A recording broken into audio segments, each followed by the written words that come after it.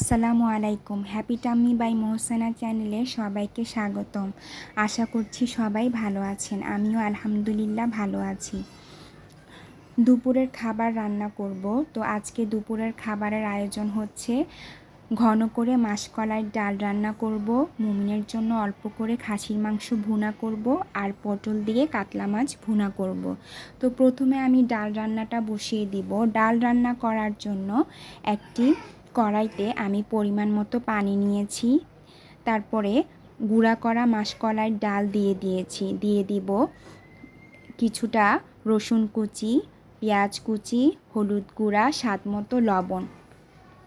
এগুলো দিয়ে ভালো করে আমি চামচ দিয়ে নেড়ে দিব যাতে নিচে দলা পেকে না যায়। অন্যদিকে খাসির মাংস ভুনা করার জন্য আমি একটি কড়াইতে পরিমাণ মতো তেল নিয়েছি। দিয়ে দিব পেঁয়াজগুলো তেলে ভালো করে ভেজে নিব। পেঁয়াজ ভাজা হয়ে গেলে আমি এক এক করে অন্যান্য মশলা দিয়ে দিব আদা রসুন বাটা, লাল মরিচের গুঁড়া, হলুদ গুঁড়া, জিরা গুঁড়া, গরম মশলার গুঁড়া, স্বাদ মতো লবণ এবং সবশেষে দিয়ে দিব টক দই দিয়ে মাংস রান্না করলে মাংস কিন্তু খুবই সুস্বাদু হয়, খেতে খুবই মজার হয়, ফ্লেভারটা খুব ভালো আসে। এই তো মশলাটা ভালোভাবে কষিয়ে নিব। একটি কাঠি দিয়ে মশলা নেড়ে নিচ্ছি। মশলা কষানো হয়ে গেলে আমি মাংসগুলো দিয়ে দিব। এদিকে ডালটাও নেড়ে দিচ্ছি। মশলা কষানো হয়ে গিয়েছে, এবার মাংসগুলো দিয়ে দিব। মাংসগুলো মশলার সাথে ভালো করে মিক্স করে নিব। একটি কাঠি দিয়ে নেড়ে দিব। মাংস থেকে পানি বের হবে, তারপরেও আমি আরও কিছুটা পানি দিয়ে দিব যাতে মাংস ভালো করে সিদ্ধ হয়। গরুর মাংস, খাসির মাংস এগুলো হতে যথেষ্ট সময় লাগে। এদিকে আমার ডাল রান্না হচ্ছে, কয়েকটা কাঁচামরিচ দিয়ে দিব। অন্যদিকে মাংস নেড়ে দিচ্ছি। মাংস থেকে যথেষ্ট পানি বের হয়েছে, তো আমি মাংস যাতে ভালো করে সিদ্ধ হয় সেই জন্য আরও কিছু পানি দিয়ে দিচ্ছি। ডাল যেহেতু গুঁড়া করা ডাল, তো সেহেতু ডাল আর ঘুঁটা লাগবে না। ডালে এবার আমি বাগার দিয়ে দিব। বাগার দেওয়ার জন্য আমি একটি পাত্রে পরিমাণ মতো তেল নিয়েছি। তেল দিয়ে দিব, তারপরে দিয়ে দিব পেঁয়াজ কুচি আর 2-3টা শুকনা মরিচ। এগুলো দিয়ে ভালো করে ভেজে নিব। এই তো দিয়ে দিলাম। এখন একটি কাঠি দিয়ে ভালো করে নেড়ে নিচ্ছি। আমার ভিডিও কে কোথা থেকে দেখছেন আমাকে কমেন্টে জানাবেন, খুশি হব।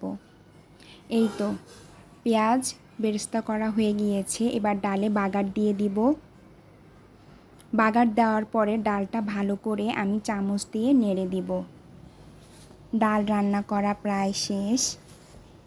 আপনারা বাসায় এভাবে ট্রাই করতে পারেন, খেতে ভালোই লাগবে আশা করি। অন্যদিকে আমার মাংস রান্না হচ্ছে, মাংসটাও নেড়ে দিব। এই তো মাংস রান্না প্রায় শেষের দিকে। মুমিন সকালে নাস্তা খেয়ে স্কুলে চলে গিয়েছে। ওর হঠাৎ করে খাসির মাংস খেতে ইচ্ছে করলো। কালকে রাতে আমাকে বলল, তো আজকে দুপুরে এই জন্য ওর জন্য অল্প করে খাসির মাংস ভুনা করছি। মাংস রান্না প্রায় শেষ। তো এদিকে আমি মাছ ভাজি করে নিব। পটল দিয়ে কাতলা মাছ ভুনা করব।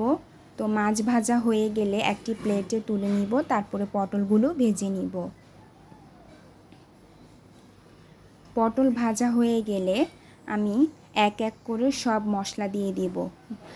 আদা রসুন বাটা, হলুদ গুঁড়া, লাল মরিচের গুঁড়া, জিরা গুঁড়া, স্বাদ মতো লবণ। মাংসে আমি কয়েকটি কাঁচামরিচ দিয়েছি।